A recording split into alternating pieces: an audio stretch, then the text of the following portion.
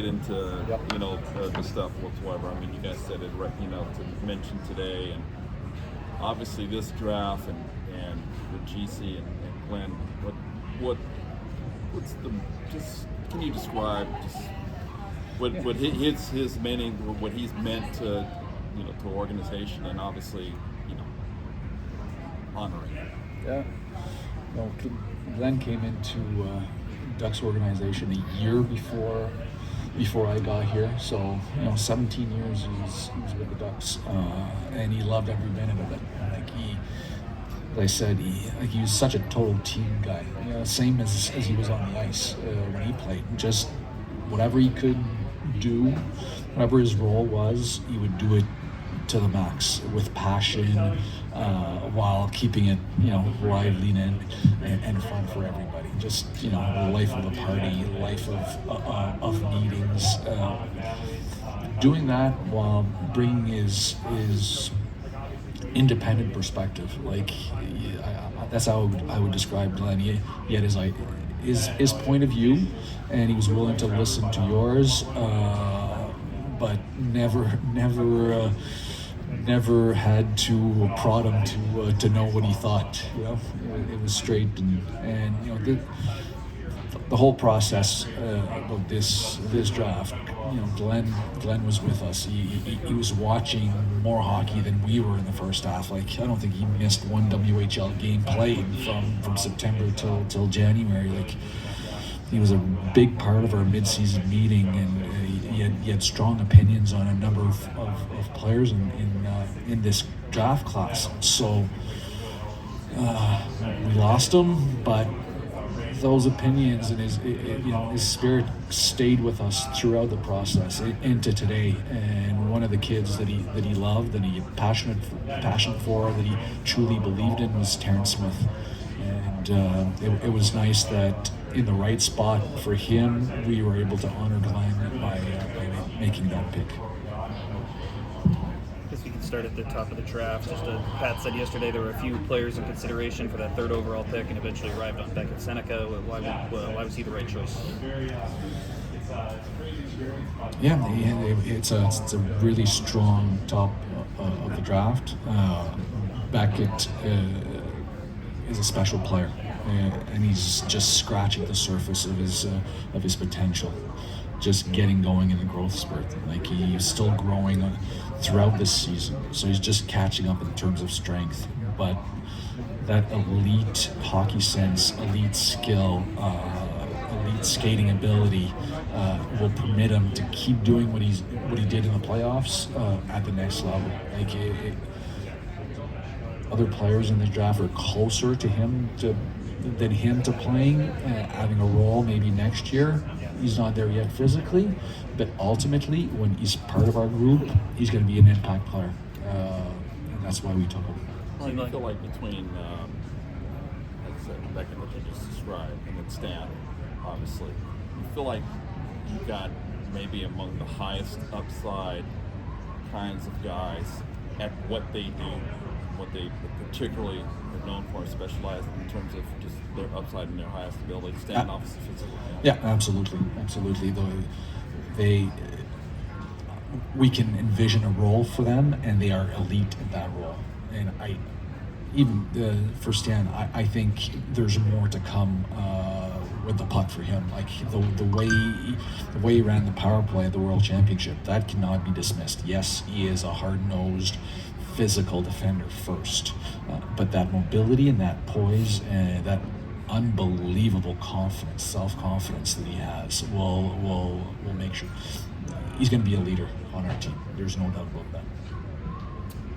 Moving on to the beginning of the second round today, we go with the Pettersson from Sweden. Just what do you like about his game?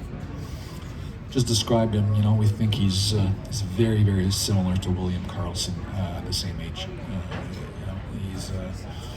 He's got elite hockey sense, really good skill, and very good skating ability. That might have been masked a little bit when he played center. He played center most of the year, both at the junior level and with the U18 team. He's really responsible, just like William was at the same age. responsible two-way. Like, he didn't want to be caught out of position. But when they used him with different players on the wing, how dynamic he can be with his elite hands and speed really opened our eyes. Like, okay, this is not just a two-way centerman. This player has top six, real top six upside. Like, he's a home run type of pick. He can become a regular top six player in the NHL, and a productive one at that. Maxi described himself as a versatile offensive player. Just what stood out to you about his game throughout the course of the year? Maxim is he's a complete player. He's really smart. He's competitive. He's got elite hands. Needs to work on his quickness, agility a little bit coming out of tight spaces, and that probably is why he was still available where we took him. He was the CHL Rookie of the Year as a 16-year-old. Like, he put up huge numbers both seasons. I think he early in the year he was feeling the pressure, but in the second half we saw the Maxim that played a major role as a 16-year-old. I said that at 190 pounds, you look at his frame, he's going to be able to play over 210 for fun. So whether we see him as a middle six winger, whether that's on the second line or third line, he's going to bring depth of production down the road for us. Apologize if I'm butchering this, but with precision, you've got a little bit of a bite and some snarl there. What do you like about him? Exactly that. He's got the size, he's got the strength, he's got the speed to play that role at the next level. If he plays center, that's going to be the way he's going to play. He's going to be a PK guy. He's going to be hard on the forecheck. He's going to make players accountable for sure. In the playoffs, he was asked to, they had some injuries and suspensions, and he was asked to play up in the lineup, and he showed us that his hockey sense offensively is also not to be pushed aside. Like, he's just a good hockey player and fits a need. You touched on Smith a little bit earlier, but what's the belief in him, and what sort of role did Glenn play in ultimately making that selection? Yeah, Taryn is a smart player, really mobile, really good defenseman, really good all-around mobility. Gets the pucks quickly. He gains time and space for himself. Makes a good first pass. I think there's more coming from him offensively as he gets stronger, as he gets more confident, and we saw that in the second half. And I think that was Glenn's points in January. He says, he's just scratching the surface. At that point, he compared him to Josh Mahura. I think there are some differences between the two. I think Josh was a little bit more ahead physically at the same age, but in terms of the way they see the ice and make the game easy for their forwards, they're very similar. 100th overall, Alexander Blais. What led you to make that selection? Again, elite qualities. So, yeah, we know he's not big. He's 5'10". He needs to put on a lot of weight before he's an NHL player. But you watch him play, you don't have to look for him. He's in the middle of the action, all over the ice. He's a competitor. He wants the puck. He's making plays offensively, defensively. You don't have to look for him. Like, he's the man on the ice, and that's what we're projecting in the future. If we can get him to add muscle while not losing any speed, he's got a chance to be a middle six down the road. Bernadette saw he's going to college hockey next year. What do you think of his growth, and what can he do with that next level? I have to rely on our U.S. scouts for describing Austin. I haven't seen him as much as the other players, but I know that he scored 40 goals in the USHL, and not many guys score 40 goals in the USHL. He's going to a really good program. St. Cloud has produced some good players. They'll help him in the style of play. That's why we're excited with him. And with the last pick, I don't want to butcher his last name, but just what led you to make that selection? Daryl's, we saw him play both juniors in Sweden and with the U18s with Latvia. there's just one hole in his game. He needs to get a little bit more mobile off of his pivots to defend better against speed. But he's got size, he's got strength, he's got really good hockey sense, really good hands, can really shoot the puck. So we'll help him get better. And just last one for me, just generally speaking, just how do you feel the weekend went for the team as a whole? Yeah, you know, he had so many picks. You know, lots of people on the staff with expectations. You know, the draft turned out the way it turned out. You look back, there's a few players that we just missed, but at the end of the day, as a staff, we're super excited with the group of players that we ended up with, and that's what counts.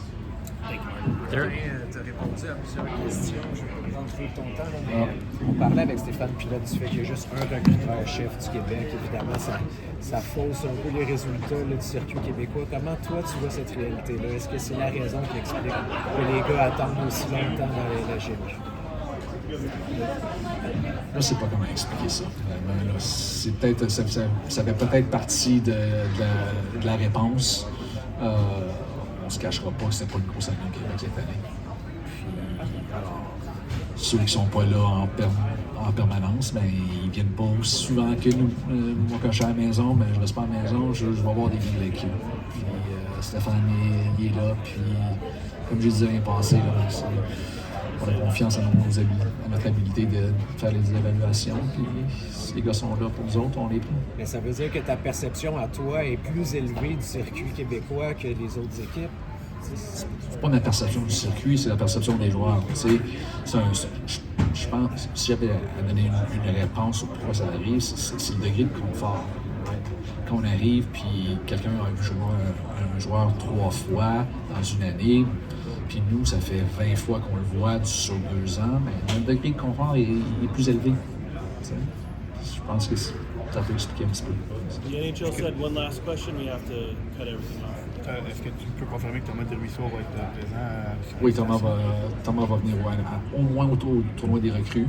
On va voir pour la semaine prochaine, là, mais il va être là au tournoi des recrues en septembre. Est-ce qu'il y a eu d'autres invitations pour d'autres Québécois ou c'est le seul? Pour l'instant, non. Pour l'instant.